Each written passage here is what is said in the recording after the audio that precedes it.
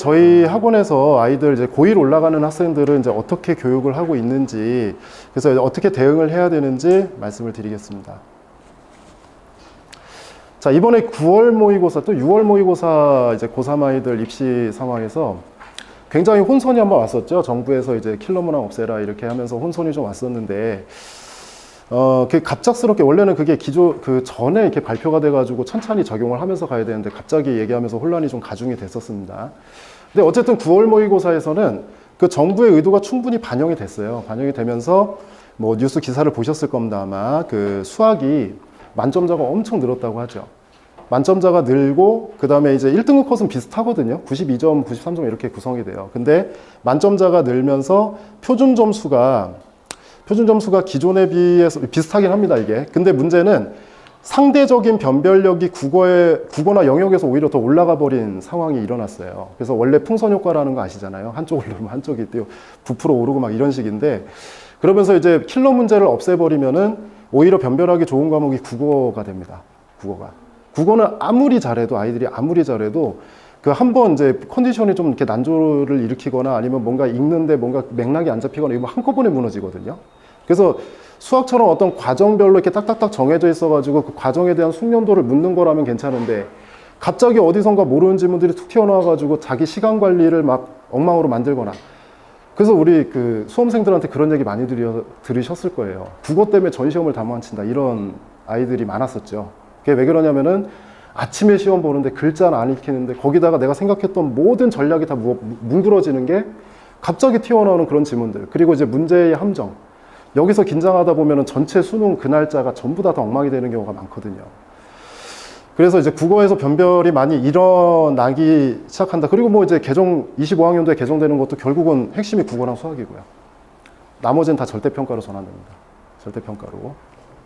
수능에서 말씀을 드린 겁니다. 그래서 표준 점수가 상당히 높게 형성됐다. 그리고 어머님들도 이제 그 선택 과목 아시죠? 언매와 화작이 있다는 거. 그래서 언매가 화작에 비해서 상당히 유리했었어요. 그래서 언어와 매체 같은 경우 문법을 해야 돼가지고 아이들 그 공부 시간이 좀 많이 들어가거든요. 그래서 언어와 매체를 선택한 아이들이 보통 5점 정도를 이익을 받습니다. 등급과 뭐 화작이 90점이면은 등급 컷이 1등급 컷이, 언매는 85점 이렇게 구성이 됐었어요. 그래서 언매가 되게 유리했었는데 이번에 9월 모의고사 때는 그 급간이 2점밖에 차이가 안 났어요. 그러니까 밸런스가 좀 잘 맞은 거였죠. 그래서 이제 국어가 중요해지는 거는 뭐 25학년도 개정이 되더라도 똑같을 것 같습니다. 지금도 이제 국어는 중요하다는 것을 어머니께서 잘 아시죠? 이제 하도 얘기를 많이 들으셔서. 자, 이거는 이제 중등 내신과 고등 내신의 차이, 이것도 잘 아실 거예요. 그래서 중등은 암기를 하면은 대체로 90점 이상 나옵니다. 80점에서 90점 무조건 나오게 돼 있고, 그 중에 이제 조금 공부를 좀 열심히 한 친구는 100점을 그냥 나오고, 그래서 짧게 공부하더라도 어느 정도는 그 성적이 나오는 구조인데, 고등 과정부터는 일단은 선택지의 진술이 너무 길어요. 그리고 외부 지문들이 계속 붙어요. 그러니까 7차 교육 과정의 후반부에 들어가면서 계속 융합적 사고 능력을 굉장히 중시했거든요. 그러다 보니까 내가 기존에 배웠던 거랑 다른 거랑 붙였을 때 니네가 사고할 수 있니 없니를 테스트한 거였어요. 그래서 융합사고 위주의 문제들에서 아이들이 대부분 다 어려워합니다. 그래서 중학교 때는 끼케야 뭐 한 지문, 두 지문 정도 모르는 지문이 나왔다면은 일례로 그 홍천고 같은 경우가 작년 1학년 문제가 외부 지문, 교과서 지문 비율이 외부 지문이 52%, 그 다음에 교과 지문이 48%였어요. 그 정도로 굉장히 이제 뭐 외부 지문의 비율이 높다 보니까 아이들이 아는 걸 푸는 건 그래도 속도감 있게 풀 거 아니에요. 근데 모르는 게 딱 붙는 순간부터 시간이 엄청 그 로스가 생겨요. 그래서 나중에 한 40분 풀었는데 막 10몇 번 풀고 있고, 막 40분을 풀었는데 10몇 번. 그래서 아이들이 지금 평균 점수가 뚝 떨어지는 거죠. 시간 관리가 기본적으로 안 됩니다. 난이도도 난이도지만. 그 다음에 문법도 깊은 이해를 요구합니다. 그래서 문법 문제도 상당히 까다로운 학교들은 정말 어려워요. 그래서 문법 문제 까다롭게 되는 대표적인 학교가 수지고등학교입니다. 굉장히 까다롭게 됩니다. 그 다음에 상대평가, 정성평가를 이제 당연히 이거는 뭐 우리 흐름이니까 가지고 있고, 평균 점수대가 40점에서 60점 사이. 그래서 재작년 서원고 1학년 그 중간고사 평균이 38점인가 나온 적이 있었습니다. 뭐 소문은 들으셨겠지만 홍천고는 40점대를 못 벗어나고요. 항상 이제 홍천고는 40점대가 거의 유지가 돼요. 근데 올해부터는 조금 쉽게 냈다는 얘기가 좀 있습니다. 그래서 평균적으로 40점대, 뭐 어려운 학교들, 그 다음에 조금 쉽다고 하는 학교들이 60점대 형성이 됩니다. 자, 그러면 이게 그 어머님들께서 이제 제일 중요하게 보셔야 될 부분일 텐데, 수지 지역에서 이제 우리 일반고를 기준으로 해서 학교들의 특징이 어떤가? 이 표는 아마 많이 보셨을 거예요. 이거는 우리 그 공시가 되어 있습니다. 그 학교 정보에 학교 알림이 다들 아시죠? 학교 알림에 공시가 되어 있는 정보고, 그 다음에 성취도 분포 비율은 별로 신뢰할 건 아니에요. 이게 뭐 절대적으로 80점 이상 이런 게 아니고 학교에서 기준을 잘라놓은 거기 때문에 여기서는 그냥 분포도만 보시는 겁니다. 분포도. 그 다음에 표준 편차라는 게 이제 뭐 15, 16, 17 해가지고 한 15에서 18 사이로 구성이 되어 있거든요. 이 그 국어 과목이 같은 경우. 근데 이거는 여기서는 무의미해요. 그냥 그 평준화된 학교에서는 무의미하고, 이게 만약에 이제 용인외고랑 한번 비교해 보자면은 용인외고는 표준 편차가 4점에서 7점 정도가 나옵니다. 그러면은 그 의미가 뭐냐면은 잘하는 애들이 어려운 시험에 상위권 애들이 우르르 몰려 있는 거예요. 우르르 몰려 있는 거. 이거는 그냥 평범하게 분포돼 있다. 표준 분포도 아시죠? 그냥 딱 그 정도다 라고 보시면 될 것 같아요. 그리고 평균이, 아니 선생님 60점, 40점, 60점이라면서요. 그게 아니라 요거는 그 수행평가까지 다 합친 점수입니다. 예, 수행평가까지 다 합친 점수인데, 그럼에도 불구하고 수지고 압도적이죠. 68.9. 수지고 압도적이고, 심지어 성취도 비율이 A가 9.3%예요. 그러면 여기서 이 통계를 가지고 우리가 생각할 건 뭐냐면은, 우리 아이가 어느 고등학교를 갔을 때 실망하지 않고 열심히 하는가. 실망하지 않고 열심히 하는가. 또는 우리 아이가 경쟁력이 높으니까 한번 센 데서 붙어보겠어. 이제 이 정도 결정을 하시는 거예요. 그래서 실망하지 않고 붙을 수 있는 학교가 여기 있습니다. 여기 신봉고.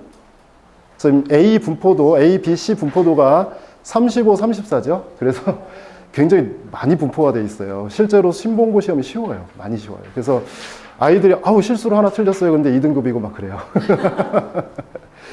그래서 만약에 아이가 실망 안 하고 그래도 점수대를 잘 받아가면서 그래도 이제 뭐 공부를 하는 거를 원한다 하면은 신봉고나 상영고가 좋습니다. 신봉고나 상영고.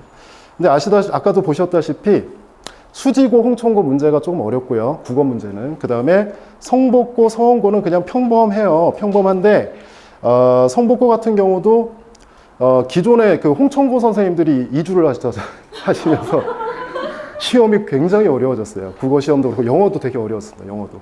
그래서 성복고 요즘에 다 코스입니다. 막 어려워져가지고. 그리고 좀 특이할 만한 점은, 문법이 강한 학교들이 있어요. 문법을 강하게 이제 구성하는 학교들이 있는데, 그 학교들이 어느 학교냐면 서원고랑 풍덕고입니다. 그래서 만약에 서원고, 풍덕고를 보내실 부모님들은 그 중학교에서 고등학교 올라갈 때 어느 정도 문법을 좀 개념을 짚고 올라가는 게 굉장히 좋은 전략 중에 하나입니다.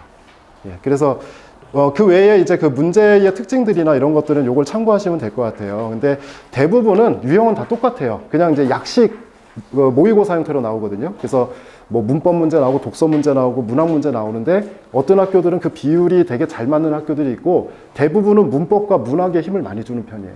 그래서 겨울방학 때 만약에 내가 우리 아이한테 좀 더 이제 앞으로 지금 일단은 학교 활동을 열심히 해야 되니까, 내신 잘 받아야 되니까, 만약에 내신 중심으로 전략을 짠다 하면은 문법하고 문학 쪽에 신경을 많이 쓰시는 게 좋습니다. 그리고 비문학은 꾸준하게 하루에 한 지문씩만 분석해도 돼요.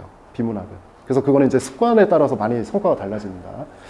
그래서 문학하고 문법이 공부의 핵심이다라고 국어에서는 생각하시면 될 것 같아요.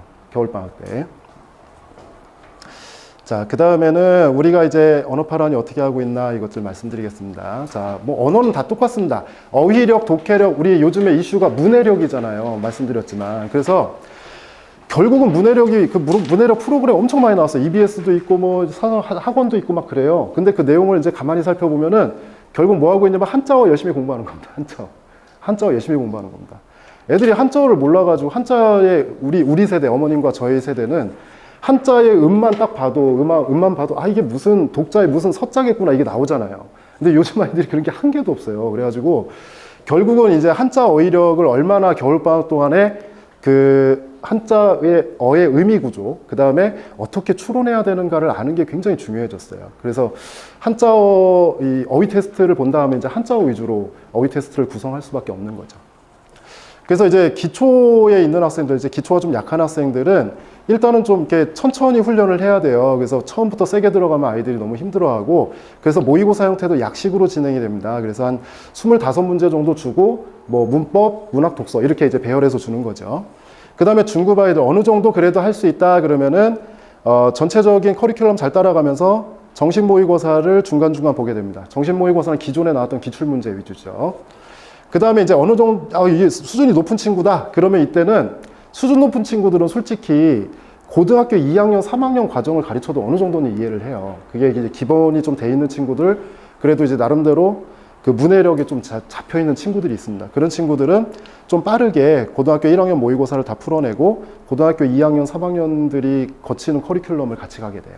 근데 이제 완전 똑같은 건 아니고 그 아이들에 맞게 조정을 하게 됩니다.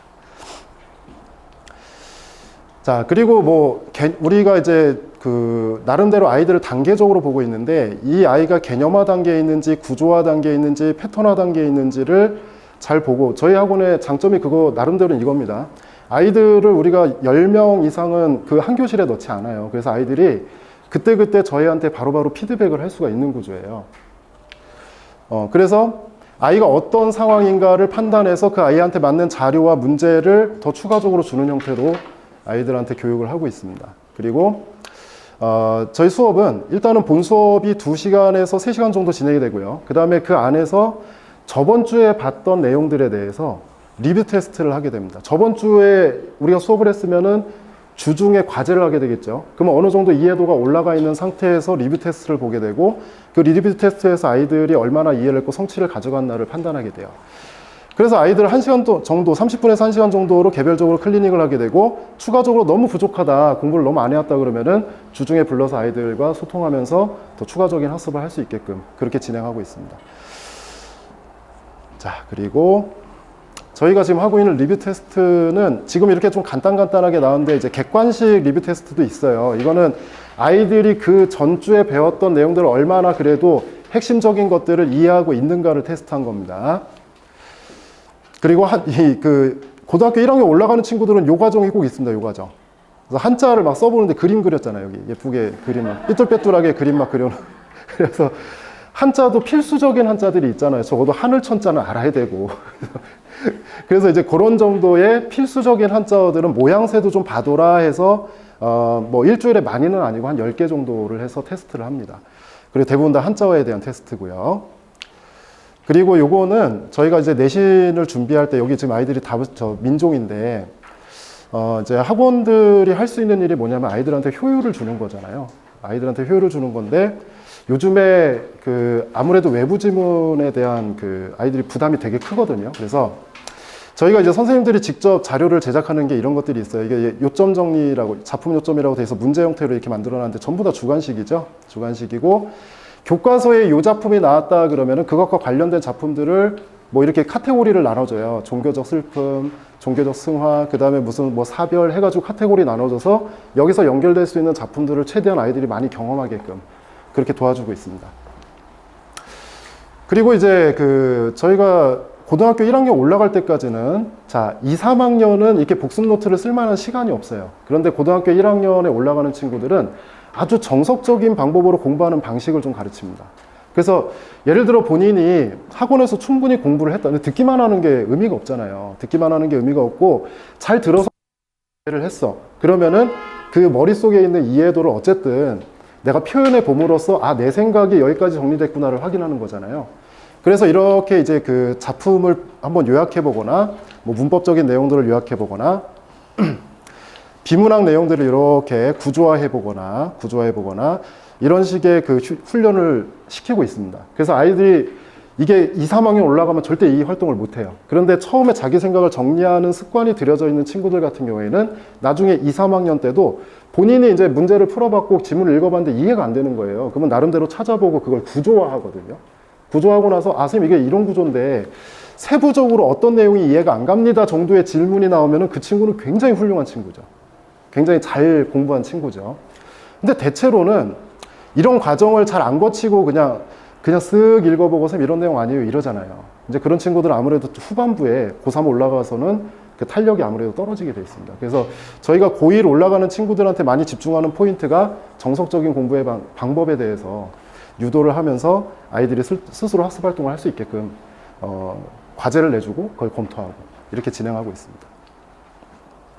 그리고 이제 부모님들과 이제 한 달에 한 번씩은 소통을 하면서 아이들이 지금 어떤 상태다라는 것을 말씀을 드리고 아이들한테 이런 우리 학원 모의고사 본 겁니다. 학원 모의고사 본 거에서 성과를 낸 친구들한테 동기부여도 하고 있습니다. 그래서 이런 방식으로 저희 국어과가 진행이 되고 있고 언어파란이 나름대로 아이들을 관리하기 위해서 노력을 많이 하고 있습니다.